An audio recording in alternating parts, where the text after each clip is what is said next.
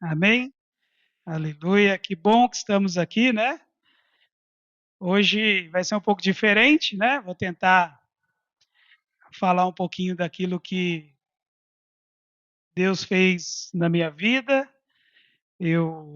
Quanto mais os anos passam, né, irmãos? Mais fica difícil de lembrar as coisas, né? Eu tenho 47, com a graça de Deus, né? Faço esse mês 47 e vou contar um pouquinho. Quero ser Não vou estender muito, né? Tem muita coisa para falar, mas eu quero focar nos pontos mais importantes daquilo que o Senhor realizou. Espero que isso possa contribuir para edificar a tua fé, tá bom? Então, faz um favor para mim, não dorme não, tá? Vamos combinar assim? Amém. Quero orar antes. Pai, em nome de Jesus, quero te louvar e te agradecer por essa oportunidade. Obrigado pela vida de cada um que aqui está, Senhor. Eu louvo e exalto o teu santo nome. Que o teu Espírito Santo possa me dar graça e me conduzir nesse testemunho para honrar ao Senhor, como nós aprendemos aqui, para que o Senhor seja glorificado e a tua igreja seja edificada em nome de Jesus. Bom, vou falar um pouquinho da minha infância, né? Eu nasci na cidade de Mirandópolis. Tem Mirandapolense aqui hoje, né, Sabrina? É interior de São Paulo, né, próximo a Araçatuba. E vivi minha infância numa fazenda, né, na realidade era quase 30 quilômetros longe de Mirandópolis. Eu era, nós éramos em 5 irmãos, né, nascido ali, crescido naquela fazenda e era uma fazenda bem distante, né? Eu lembro as minhas lembranças que quando eu comecei a ir para a escola, né? Então nós morávamos numa fazenda distante, tinha que ir numa cidade chamada Lavínia, e lá que eu fiz o primeiro ano. Então fui para a escola com 6 anos de idade. Mas para ir para a escola com 6 anos, tinha que acordar 4 horas da manhã. Meu pai selava um cavalo, eu andava uns 5 quilômetros na estrada de chão, né? A cavalo, no meio do mato, até uma chácara, pegava um ônibus da prefeitura. Passava o ônibus, eu lembro, passava entre 5h15, 5h20, e tinha que andar de ônibus mais 20 quilômetros para chegar na escola. Entrava na aula 7, 7 e pouquinho, né? Tinha que acordar às 4 da manhã, com 6 anos de idade. E o meu pai levou só a primeira vez, ele mostrou o caminho. Depois, aos 6 anos, ele só selava o cavalo e eu saía para poder estudar, né? Cavalo, ônibus e até chegar na escola, né? Hoje é engraçado, né? Porque hoje a van passa na porta, às vezes a escola é na esquina, mas o mundo está tão perigoso, as coisas mudaram tanto que, que tem que ter esse cuidado mesmo. E foi assim.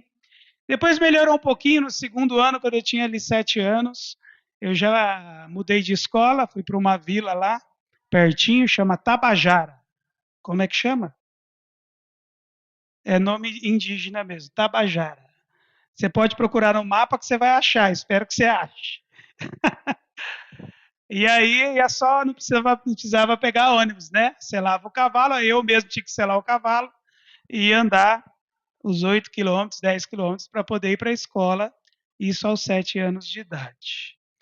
Quando foi por volta dos 10 anos, a situação ficou muito difícil na fazenda e nós temos, né, eu tenho uma tia que mora aqui em Vinhedo e ela nos chamou, nos convidou para vir para cá, nós viemos, isso lá no ano de 88, né?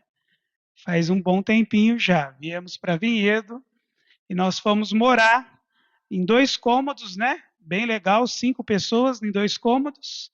E aí minha mãe começou a trabalhar na Santa Casa, na limpeza na época, ela trabalhou 15 anos lá. Meu pai foi trabalhar na Mabave, né? Ismael trabalhou com meu pai lá na Mabave, material de construção, não existe mais, né? Mas quem é de Via de algum tempo vai lembrar. E eu lembro que quando eu tinha ali eu vim com 10 anos de idade, com 11 anos, minha mãe falou para mim assim: olha, eu te dou comida e um lugar para você dormir. Se você quiser outra coisa, você tem que trabalhar, né? E aos 11 anos de idade eu comecei a trabalhar num restaurante em Vinhedo chamado Casarão, né? Hoje tem o Casarão, mas não é esse. Era ali no centro, era restaurante e choperia, e eu fui para lavar copo e prato. E ali começou o meu primeiro contato com a bebida, porque o meu trabalho era lavar copo e prato, né? Mas como era uma choperia e a gente chegava um pouco mais cedo, eu comecei a beber a espuminha do chopp, que a galera chama de colarinho. Quem era cachaceiro aí sabe o que eu estou falando, né? O chopp com colarinho, sem colarinho, e aquela espuminha era gostosa, e toma espuminha, isso com 11 anos de idade. Eu lembro que eu entrava às 5 da tarde e saía às 2 da manhã trabalhando, lavando copo e prato. Depois fui promovido para garçom. Bela promoção, né? Fui para garçom, mas não parei de tomar espuminha, né? Comecei a tomar cada vez mais e ali eu tive o contato com a bebida 11, 12 anos. Aí cansei de trabalhar final de semana e à noite. Trabalhei 2 anos nesse restaurante e resolvi mudar de emprego. Então saí do restaurante e fui trabalhar num bar. Melhorou, né? Pelo menos não trabalhava à noite. Eu trabalhei. Quem conhece ali ó, a lanchonete do Seu Shell, ali no centro, né?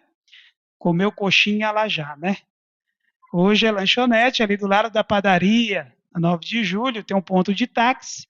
Naquela esquininha, eu trabalhei ali 6 anos, mas na época era bar, boteco mesmo de servir cachaça. E ali, então, eu mais contato ainda com a bebida e com os cachaceiros. Conhecia todos. Tem alguns que passavam lá. Tinha uma turma que trabalhava no Bom Bife, né, João? O João Obreiro ali, quando recebia o pagamento, encostava lá e só cachaça, misericórdia. Kleber também conhece lá? Não, tá livre dessa. E aí foi, irmãos, esse contato com a bebida, eu lembro que mesmo nesse contato que eu estava muito novo bebendo, Deus sempre me dava oportunidades de salvação. Eu lembro que quando eu tinha ali meus 11, 12 anos, eu estava na escola e eu lembro que comecei a sentir uma dor muito forte na barriga, uma dor muito forte, não aguentava, fui para casa.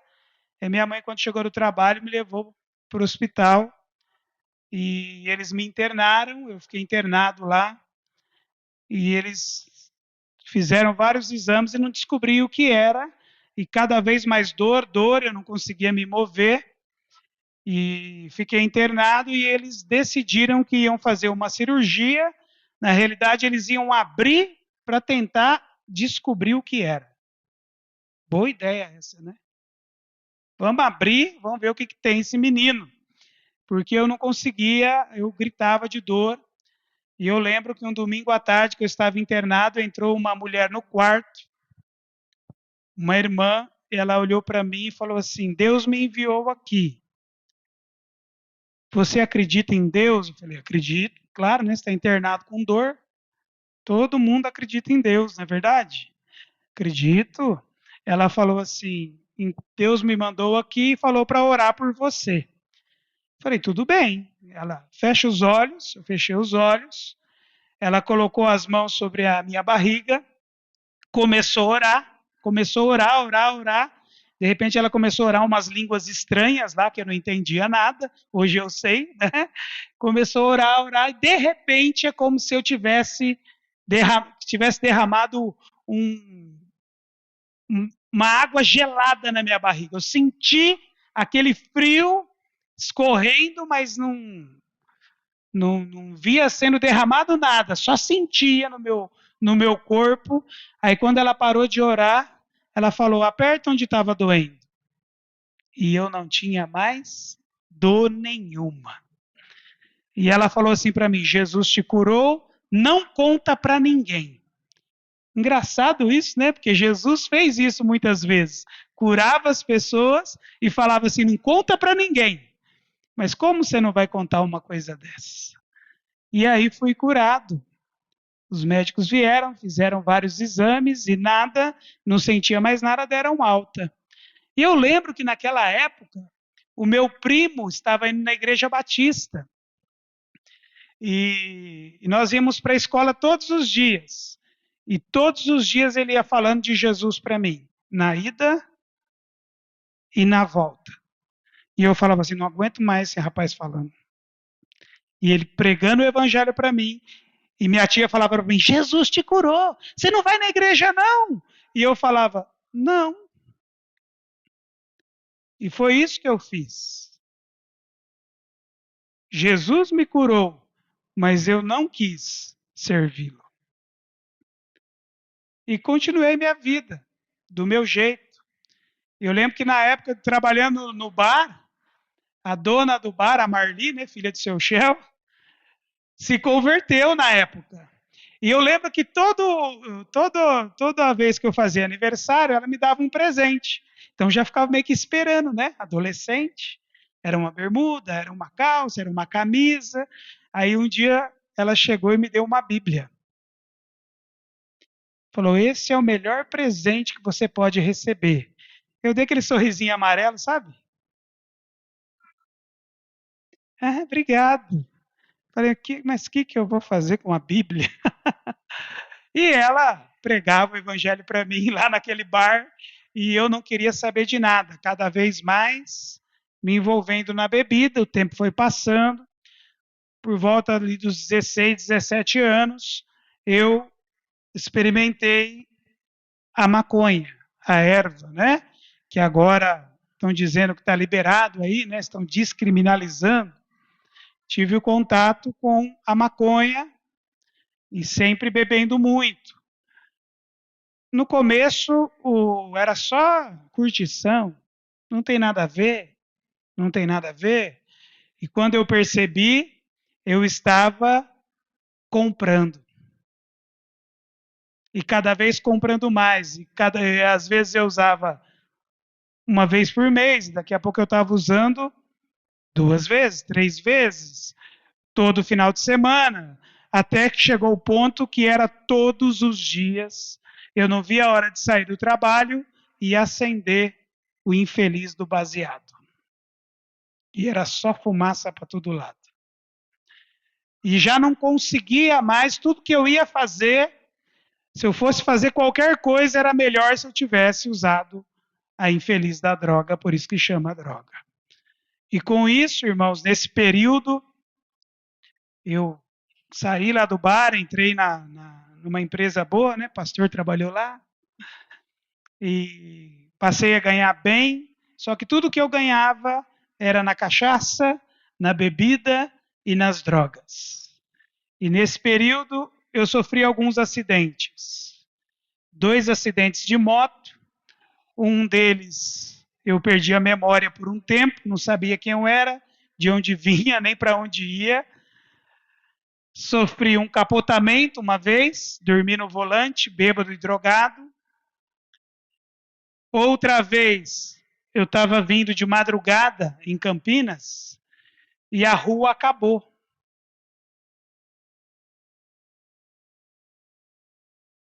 Eu lembro que estava chovendo muito, né?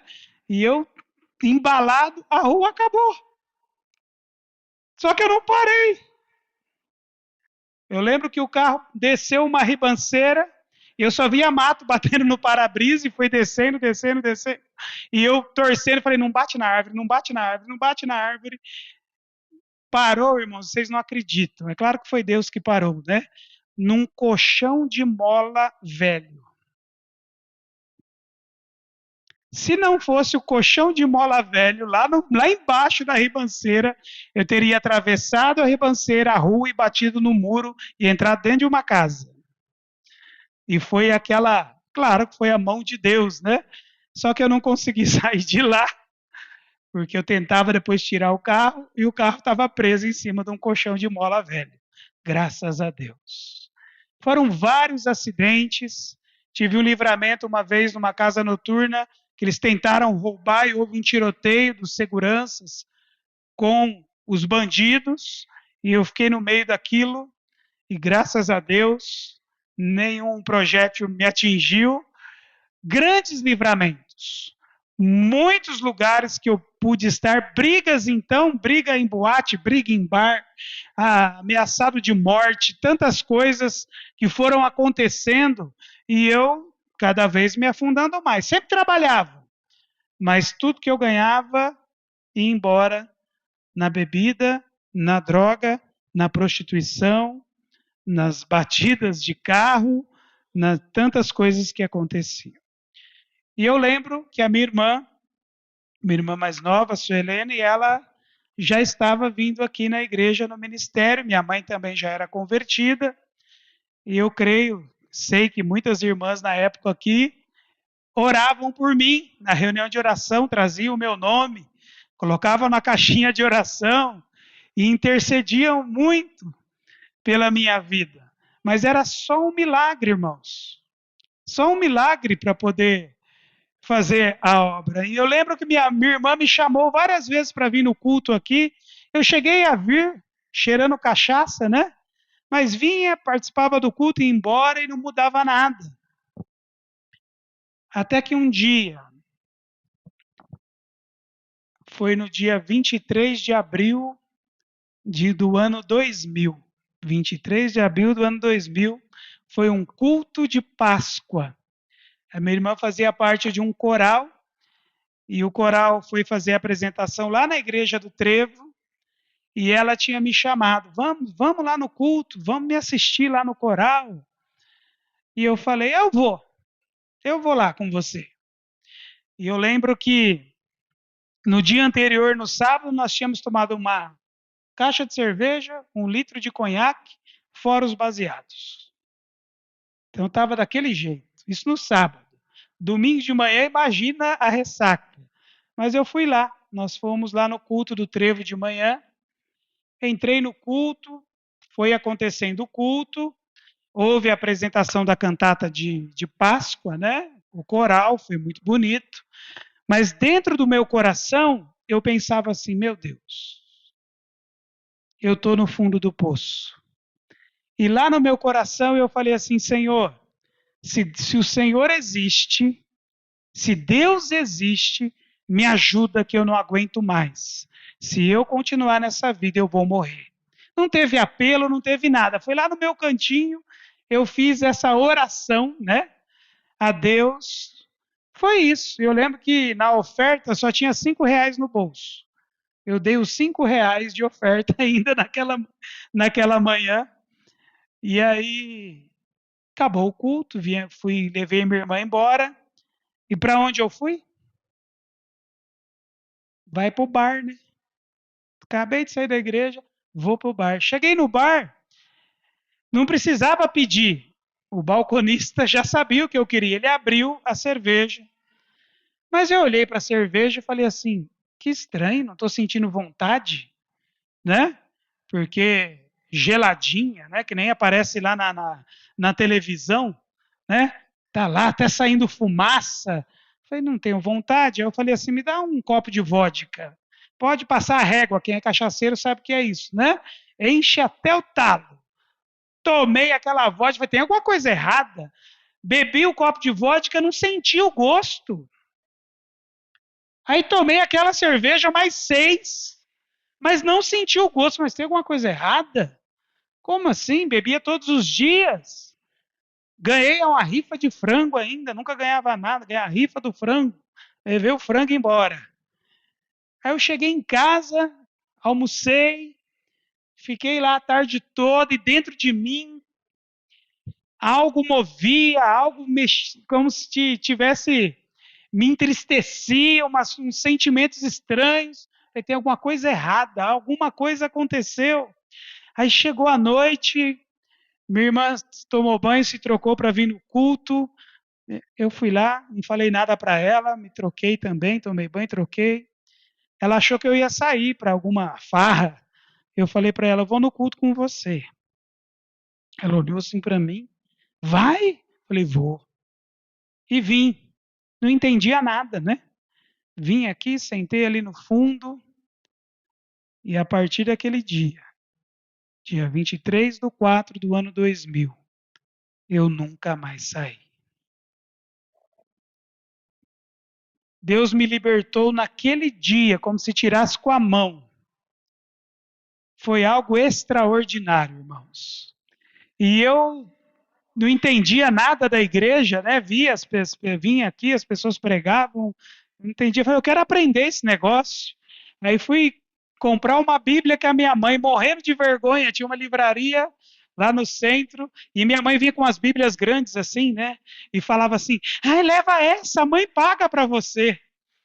E eu falava: não, mãe, uma menor. E eu escolhi uma Bíblia tão pequena que minha mãe falava assim para mim: mas Júlio, não dá nem para enxergar as letras, meu filho. E não, mãe, essa aqui tá bom. Era uma Bíblia bem pequenininha, porque eu tinha vergonha. Eu estava começando, eu falei assim, nossa, o que vão pensar do povo ver eu com Bíblia, né? Não tinha celular como agora, né, irmãos? Tem um aplicativo, não tinha nada disso. Mas aquela Biblinha, que mal dava para enxergar as letras, eu comecei a ler, e a ler, e a ler, e a ler. Quanto mais eu lia, mais eu queria ler. Quanto mais eu lia, mais eu queria ler. E estava aqui no culto na segunda, tinha culto aqui quarta, sexta, sábado tinha jovens, domingo de manhã tinha culto, domingo à noite tinha culto. Eu estava em todos. E quando não tinha culto aqui, eu procurava uma outra igreja. Porque eu queria, era uma sede de Deus. E quanto mais eu lia a palavra, mais eu queria conhecer e aprender. E quanto mais eu aprendi a orar, mais eu queria orar. E orar mais, e orar mais, e mais. Aí eu descobri os irmãos que iam para o monte. O que é esse negócio de monte? Vamos para o monte também. E aí, irmãos, foi uma busca intensa. E eu lembro que muitos dos meus amigos, né, entre aspas, lá do mundo, vinham me buscar em casa. Porque eu era o cara que organizava churrasco, fazia festa, fazia um monte de coisa.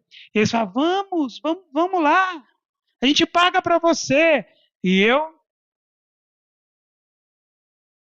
dizia, não, eu vou para a igreja. Deus me deu um salmo quando eu me converti. Dá para colocar aí, Sidney, o Salmo 1? Salmo 1, versículo 1. Esse foi o salmo da conversão, né? Bem-aventurado o varão ou o homem que não anda segundo o conselho dos ímpios, não se detém no caminho dos pecadores, não se assenta à roda dos escarnecedores.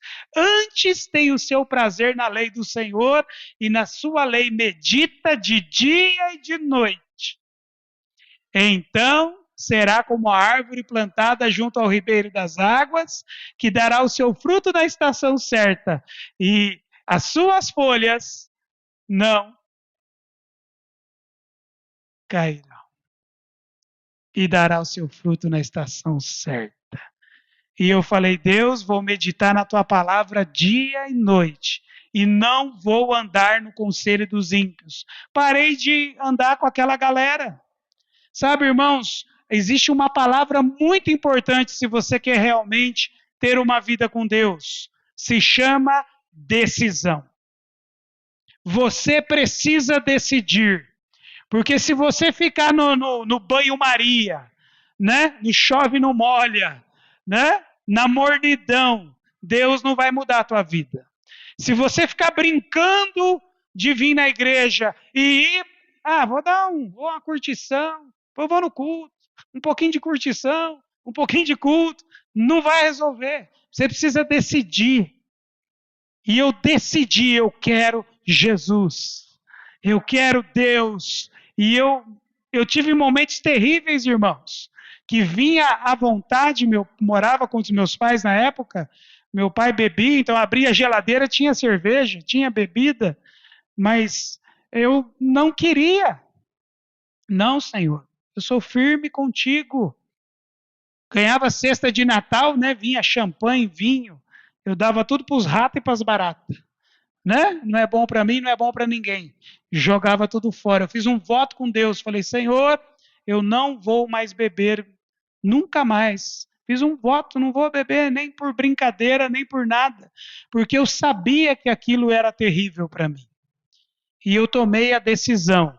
Falei, eu quero o Senhor. E comecei a buscar a Deus, logo me batizei, depois já fui fazer o IFC, que eu não sabia nem o que era, eu tinha um monte de dívida na época, para bar, devia ter uns 5, 6 bares que eu devia. Tinha conta, pagava todo mês. E eu falei, meu Deus, e agora, né? Estou com Jesus e estava endividado. Falei, Senhor, eu vou ser fiel no dízimo e na oferta com o Senhor. O bar espera. E o Senhor vai me capacitar e eu vou pagar todos que eu devo. E assim eu fiz, irmãos. Só voltei no bar para pagar a dívida. Fui pagando todas as dívidas, Deus foi me abençoando. Eu lembro que quando eu fui fazer o IFC, eu não tinha dinheiro para fazer. Mas eu cheguei lá e falei, Senhor, eu quero estudar a tua palavra. Eu oro para que o Senhor venha com provisão. Irmãos, impressionante. Nunca faltou a parcela do IFC. Eu estudei os 4 anos, aprendi a palavra de Deus, e Deus foi mudando e transformando a minha vida.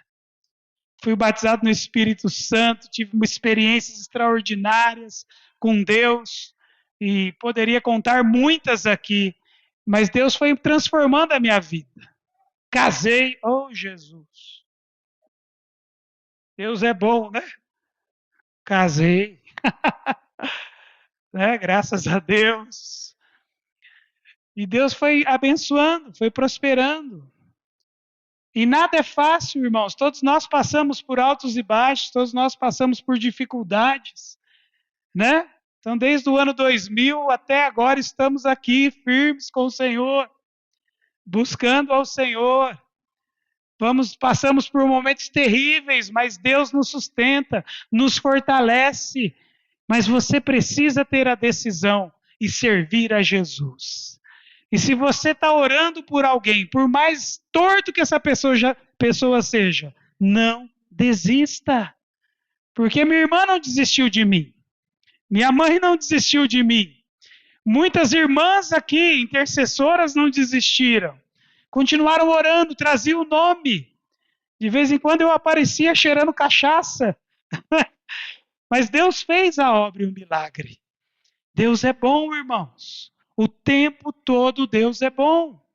Aí pude realizar muitos sonhos, né? Pude fazer faculdade, fiz 2 faculdades. Depois me tornei professor do IFC. Tive o privilégio de receber a unção do presbitério. Quantas coisas Deus fez. Quantos milagres eu presenciei. Quanta libertação, quanta cura, quanta manifestação de dons. Deus é bom. Deus é misericordioso, Deus é gracioso. Eu posso contar, irmãos, que vale a pena servir ao Senhor. E não desista, não desanime. Como as pessoas estão superficiais hoje, qualquer situação já não vem mais na igreja, já não busca mais a Deus, já abre mão de tudo. Não, irmãos, perseverar. Aquele que perseverar até o fim, esse será salvo. Então nós precisamos perseverar, não importa, nada nos separa do amor de Deus que está em Cristo Jesus. Eu olho para a igreja hoje, quanta gente já passou aqui, irmãos, nesses 24 anos que eu estou aqui. Quantas pessoas eu vi Deus fazer uma obra maravilhosa e depois elas desistiram. Desanimaram, foram embora. Se nós olharmos para o homem, se nós olharmos para querer a satisfação por meio do homem, não, nós não vamos ter. Temos que fazer como o apóstolo Paulo, olhando para Jesus, o autor e consumador da nossa fé. olhando para Ele, só para Ele, e seguir em frente, porque Deus é bom. Amém, queridos? Vale a pena servir ao Senhor. Deus é maravilhoso, Deus me deu muitas oportunidades. Eu pude pregar o Evangelho em muitos lugares. Através do IFC, estive em muitas cidades, conheci muita gente, vi o quanto Deus é maravilhoso, quantos milagres Ele continua fazendo e realizando, e eu creio que Ele fará grandes coisas na sua vida também, em nome de Jesus. Pude aprender que tem coisas que é o tempo que nós temos que esperar. Tem coisas que nós queremos tanto na hora, mas não é o momento, temos que esperar, os anos vão passar e Deus vai mostrar a sua fidelidade. Então não desanime. Esta é a palavra, persevere. Tome decisão na tua vida. E Deus, eu posso dar testemunho, sou testemunho de que Deus é fiel. Quero orar por você. Vamos ficar de pé um pouquinho? Aleluia.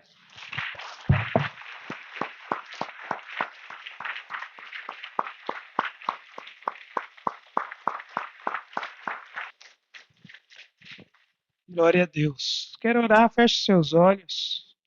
Talvez você precise tomar uma decisão. E eu aprendi, irmãos, que quando você decide uma coisa, né? Está decidido. Deus não vai interferir na tua decisão, nem o diabo.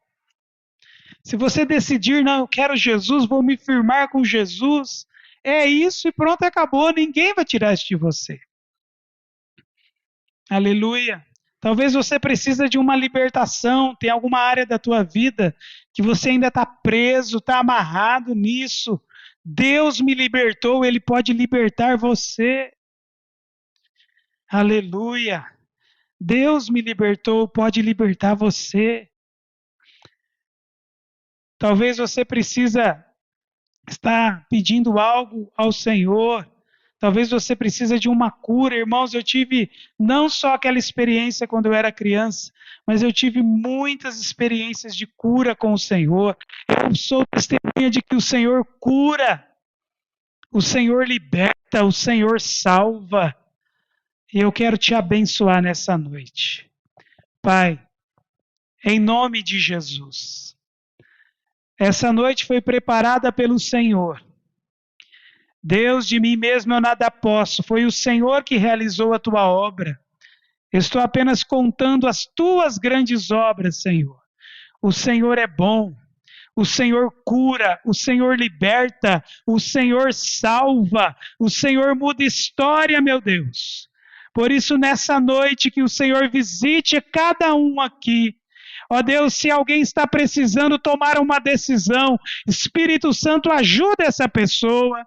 Que ela tome esta decisão por Jesus, que ela possa entregar sua vida para Jesus e possa ser transformada, Senhor, assim como eu fui.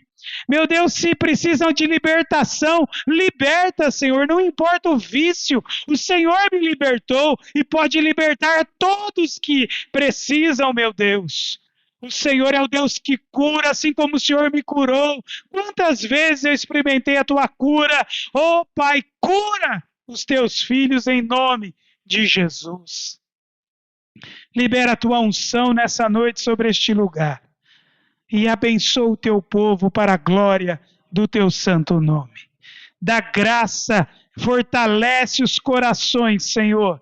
Anima os corações nesta noite. Se há alguém desanimado, cansado, sem esperança, Deus, levanta o ânimo e fortalece, meu Deus, assim como o Senhor me fortaleceu tantas vezes. Oh, Senhor, faz esta obra.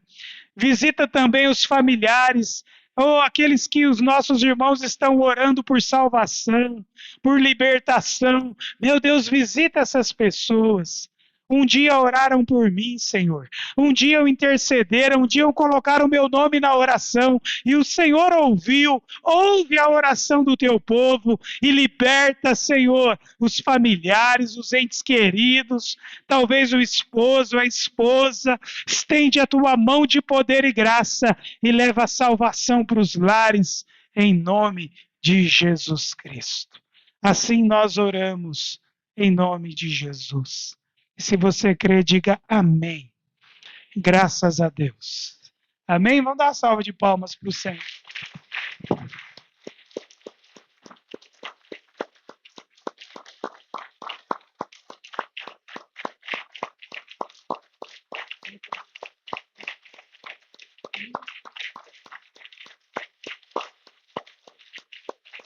Glória a Deus. Glória a Deus. Aleluia. Obrigado pela paciência. Pode se assentar mais um minutinho, por favor.